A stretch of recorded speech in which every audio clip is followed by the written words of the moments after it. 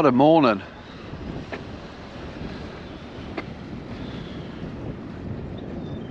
Can't see the sun yet 'cause it's behind there, but it's absolutely huge. But it's also absolutely freezing. 5 degrees on my car. But we're going to go do the cement wreck, hopefully.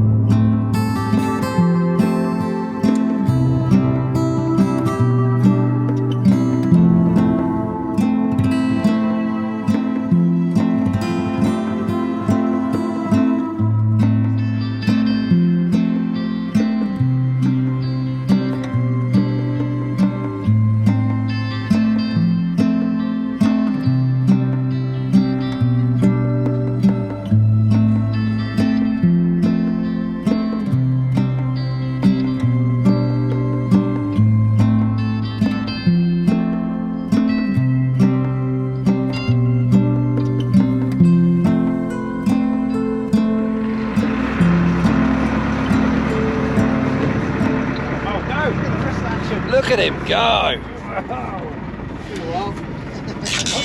And they wrote in the Guernsey press he had lost it, but he hasn't.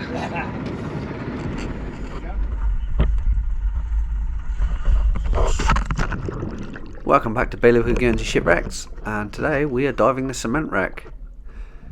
So just at the top of the line, so shot line down to the wreck, just glance back out, give a wave to the captain. See you in about 30 minutes.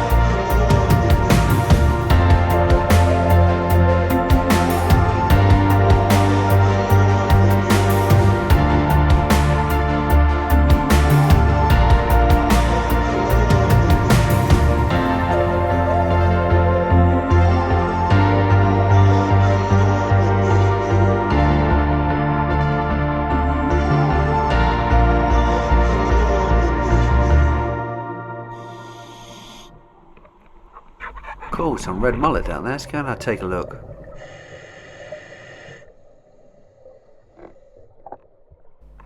Yeah, this dive's very dark, and to be honest it's quite silty, but does it take anything away from the dive for me? Probably not. It's all about the sea life on this one.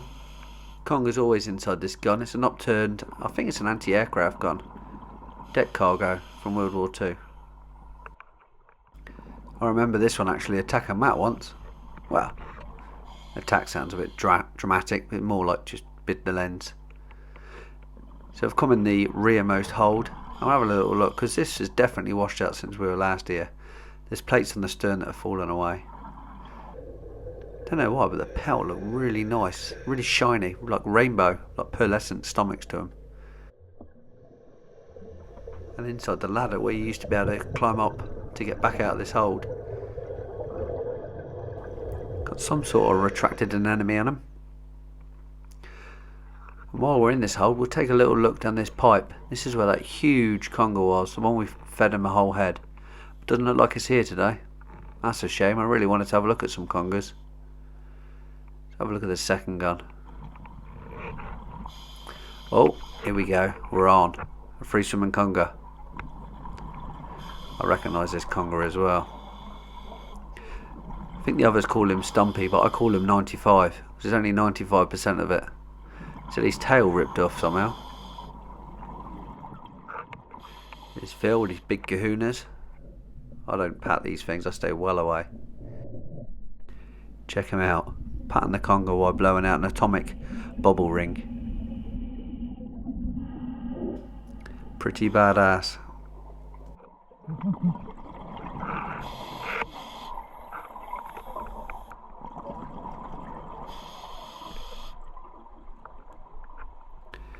Let's go in and see if we can take a closer look at that tail.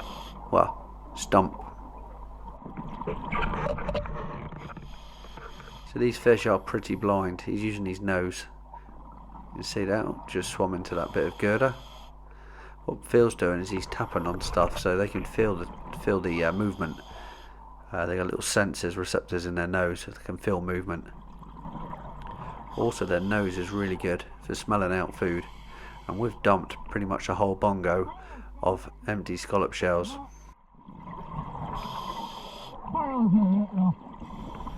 Why, it's looking there. Let's have a quick look at his tail.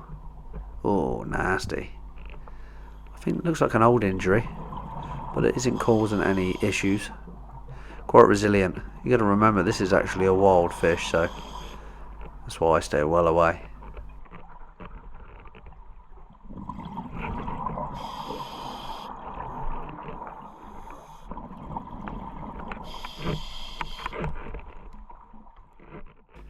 Cool.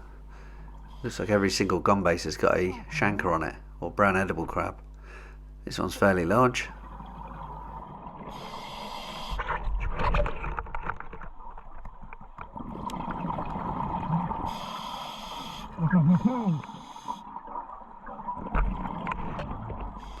Check out Phil's technique. He's just tapping around.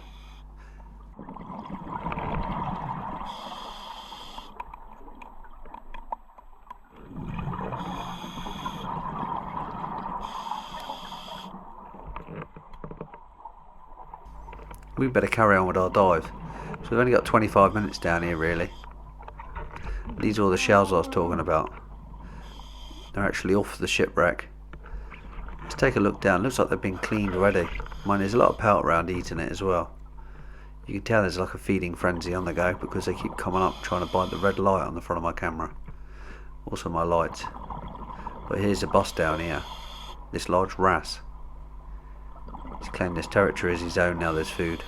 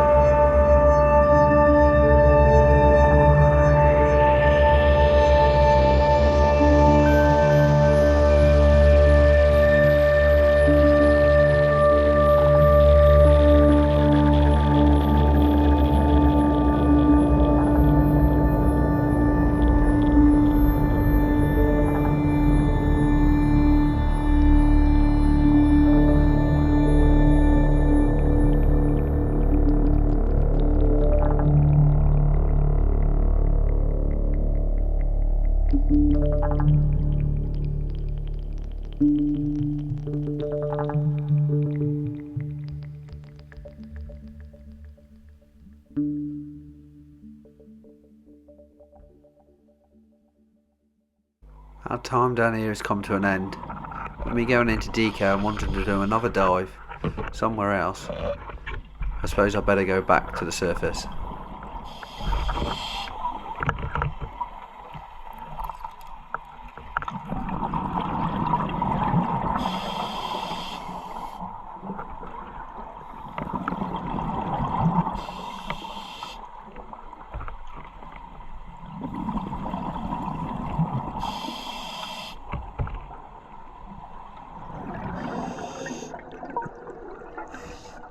As we slowly creep back up the line, no faster than 17 meters a minute.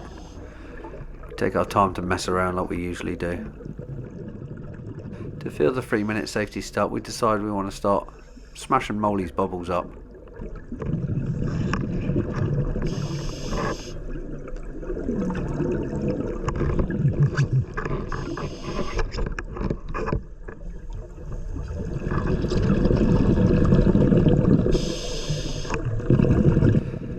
So we're wondering where Matt is, because there's 3 of us on the line. No, 2 of us on the line.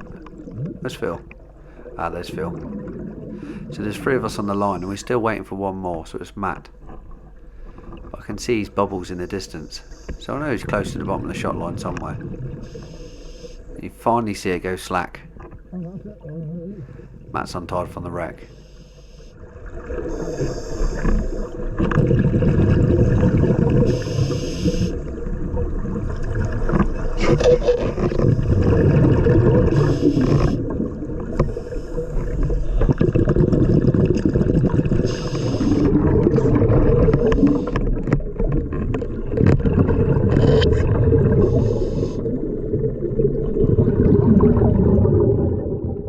just like that, we're safely back on the surface, and Richard Keen's waiting for us to get back on board.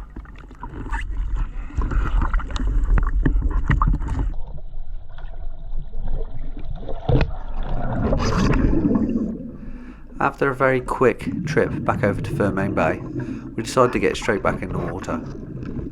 We had about 35-minute surface interval, which gave me about 25 minutes at 21 metres. So that's long enough for me.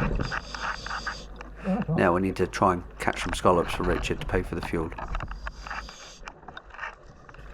With the tide dropping on an Ormond tide, so it's a large spring, you tend to go pretty quick in the tide.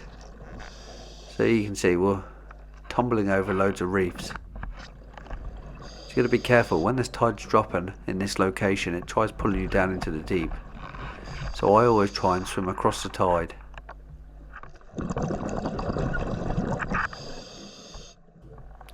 And the only chance of getting scallops on this sort of reef is looking in between these sandy veins.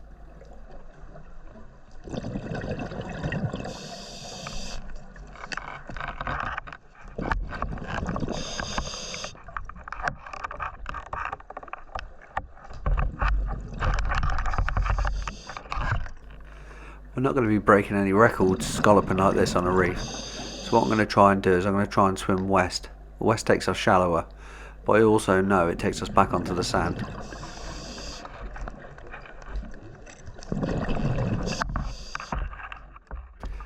an old push bike tyre there. Not sure how that got in the sea. It's probably wrapped around a crab pot at one time.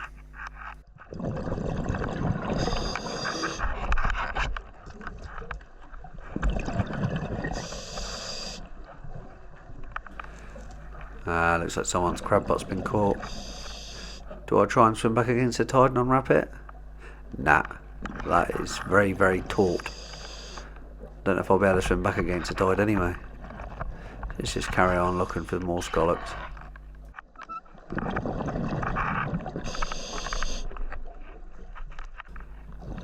Don't know why, but I've just had a feeling that I'm being watched.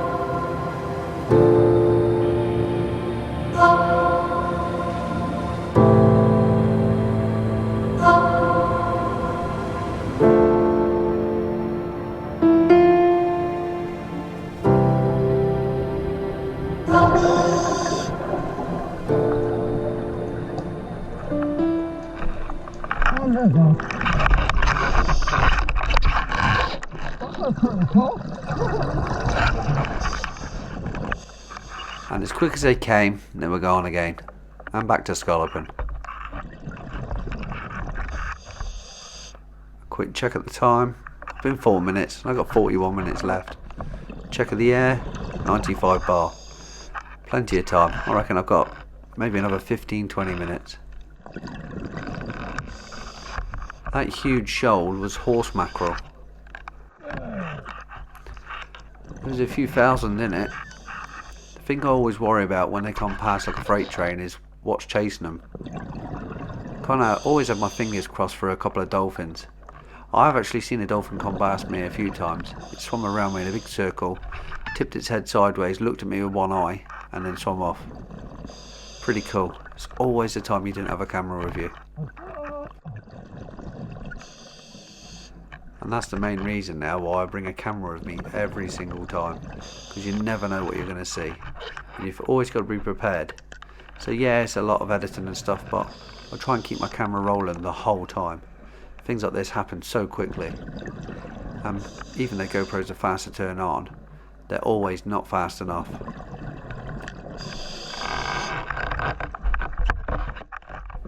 So this part of the seabed we call Amphrey. I'm going down the inside of Amphrey. Every so often you see dark rocks on the seabed that have been grit blasted. There's a few scallops here. Not a massive amount, but there's enough. Enough to keep me happy.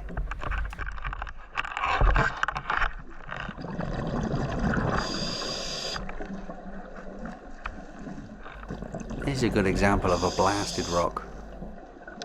And as if by fate, there's a dragonet there as well. So this is what I find happens on this reef. You get them towards the back of the reef. It's always one or two right up against the reef. Not sure why they're there.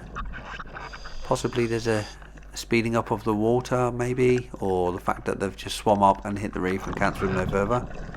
I don't know.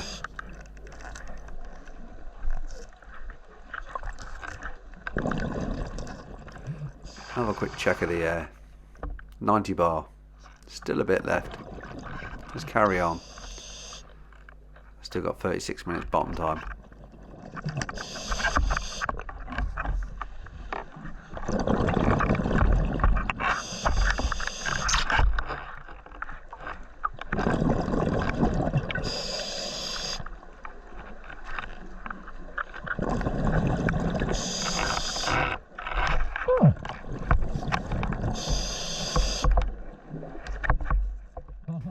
Oh, someone's woken up on the wrong side of the seabed.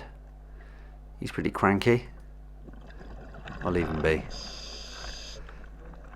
2 spider crabs there, but it's still a bit early in the year.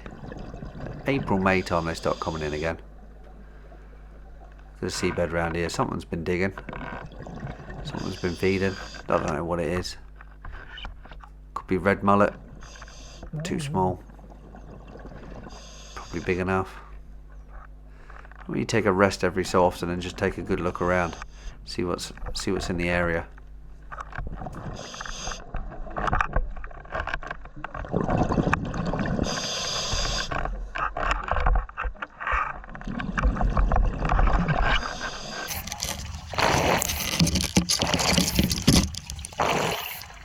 In the back of my mind, I'm always thinking, how far have I swum? How far will I be down the coast? I try and zigzag across the tide. Hardly move anywhere. Kind of makes sense. Stop, lift my head, take a look around, make out, we'll try and work out where I'm going to go next.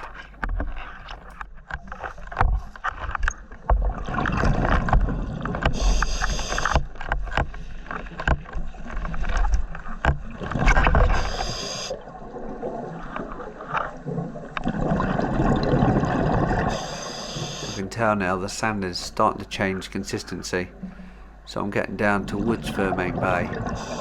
You find the sand down at Fermain Bay very clayey. It's quite a hard seabed. Here it's still quite dusty. You will notice it will start to change soon. These little tiny things you pick up as you dive through here over the years.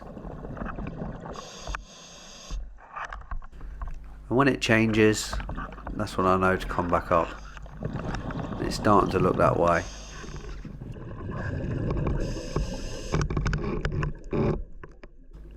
That's not too bad.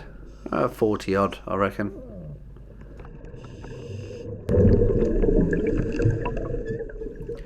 Looking back up at the surface, I can tell the sea state's changed.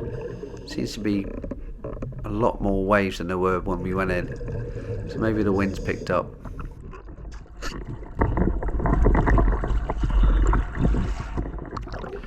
Yep, the wind has definitely picked up.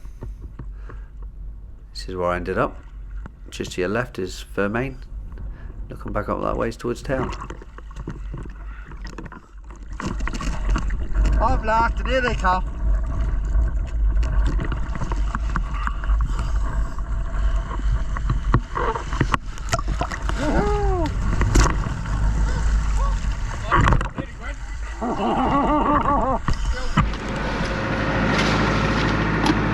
Let's quickly, camera's getting wet. Camera's gonna get knackered. That's right. She's waterproof. No, this one isn't. Oh.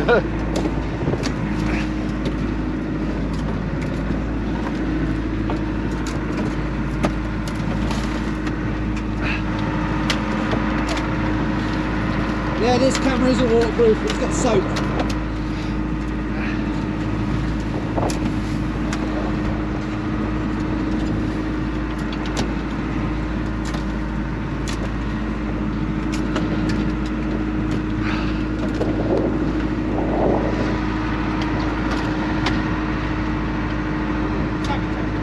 $70, that's good. 70. Oh, I got exactly 70 as well. Oh, joint first. 70 and about 3,000. Can you do mine as well, Mo? Thank you. Ah, yeah, you see the old horse mackerel completely destroyed me. I know, it's good. And that isn't a regular occurrence. I've probably only had it about 4 times in 15 years. Yeah.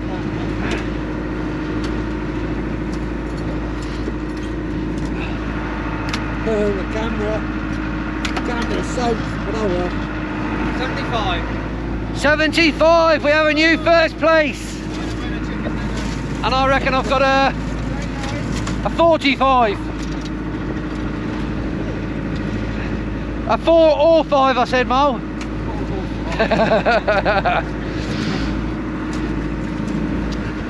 That wind's chopped up now. Yeah. Same for that one, JP? Which one, mate? That one. Yeah, that. Oh, don't chuck that away. I'm going to use that as an ashtray. I don't smoke, but someone might. That is an empty shell.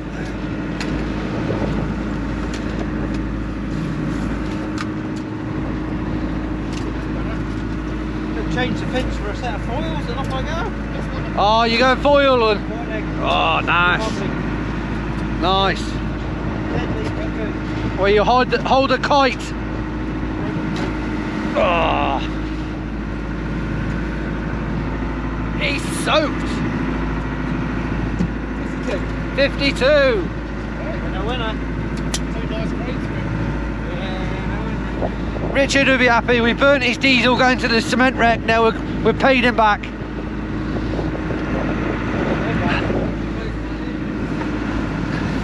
Home time. I'm alright, Richard. Yeah, I've a dozen.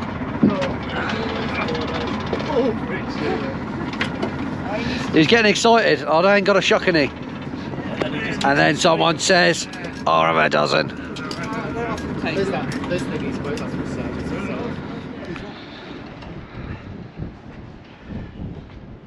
Here he comes. He's knackered. Alright, how you doing? Just walking up there knackers me. Yeah. Oh, I hope you enjoyed that. I did. It's bitterly cold now, and but I'm glad we made the most of the day because we got out there before it got too windy. And it's northeasterly wind, and northeasterly is normally bitterly cold. So we're going to quick get changed. Thanks for coming along.